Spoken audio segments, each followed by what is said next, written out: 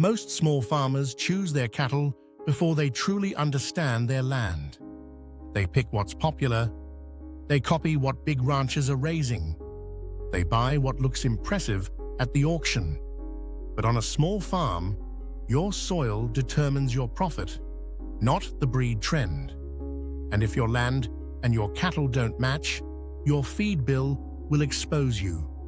So why does land matter more than breed popularity? On a small farm, you don't have unlimited acres. You don't have thousands of pounds of backup hay. You don't have room for inefficiency. Your land controls how much grass grows, how long it lasts, how it handles drought, how it handles rain, how many cows you can support per acre. A fertile pasture can carry moderate cattle comfortably, but thin soil, wet clay, or rocky hills will punish oversized, high-maintenance genetics. Large ranches can absorb mistakes. Small farms can't. So instead of asking, what's the best beef breed? You should ask, what breed fits my land? Let's break it down, land type by land type. First, loamy soil. If your soil is dark, crumbly, and drains well, you're sitting on an opportunity. Loam holds moisture but doesn't stay waterlogged. It grows thick forage. It recovers well under rotational grazing. On this type of land, you can support moderate performance cattle without pushing your system too hard. Best breeds for loamy soil: Hereford. Moderate frame size, efficient forage conversion, excellent temperament, strong maternal ability. Herefords thrive in grass-based systems. They don't require extreme supplementation to stay productive. On fertile pasture, they convert grass into steady, predictable weight gain. They're ideal for small farms focused on low stress and steady margins. Another breed is Angus, moderate framed lines. Angus works extremely well on good land if you avoid oversized, feedlot-driven genetics. Strong market demand, excellent carcass quality, flexible for grass or grain finishing. On fertile loam, moderate Angus cattle can produce high weaning weights without excessive feed costs. But push the frame size too high, and your pasture will feel the pressure. Second, sandy soil. Sandy soil drains quickly. That means less moisture retention. Lower fertility. Grass can disappear fast during dry periods. This land rewards efficiency, not size. Best breeds for sandy soil: Dexter, small frame. Extremely efficient grazers, lower daily intake, easy handling. Dexters shine in a limited pasture. They require less feed to maintain body condition. For small acreage owners, they stretch grass further than larger breeds. Carcass size is smaller, but so are your input costs. Red Pole, moderate size, dual-purpose efficiency, strong forage conversion. Red Pole cattle handle moderate quality pasture well. They don't demand high-energy feed to perform. On sandy soil, consistency beats maximum growth, and Red Pole delivers that balance. Third, clay soil.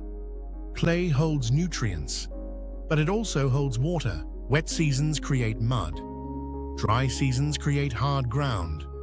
Hoof compaction can damage pasture quickly. You need hardy cattle that don't require pristine footing. Best breeds for clay soil: Belted Galloway. Hardy build, thick coat, thrives on rough pasture. Efficient grass utilization. Belted Galloways were developed for challenging environments. They perform well without intensive management. On clay-heavy land, durability matters more than extreme growth. Another breed is Highland cattle. Exceptional hardiness, strong forages, low maintenance. Highlands handle wet and cold conditions with ease. They convert rough forage into respectable weight gains without heavy supplementation. They're slower growing, but very resilient. Fourth, rocky or shallow soil. Shallow soil limits root depth. That limits grass production. Stocking rates must stay conservative. This is survival land, not performance land. Best breeds for shallow soil. Texas Longhorn. Extremely hardy, strong browsing ability, efficient on sparse forage.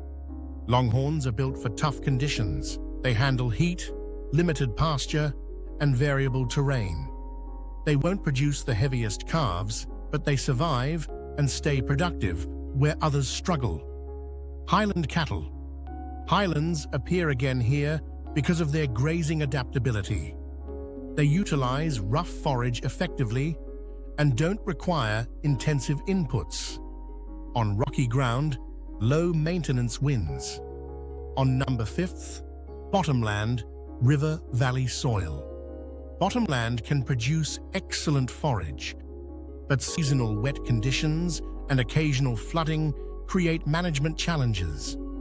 You want cattle that capitalize on rich grass without becoming oversized. Best breeds for bottomland: Red Angus, moderate frame, strong maternal traits, good heat tolerance. Red Angus performs well in varied conditions and offers strong market flexibility.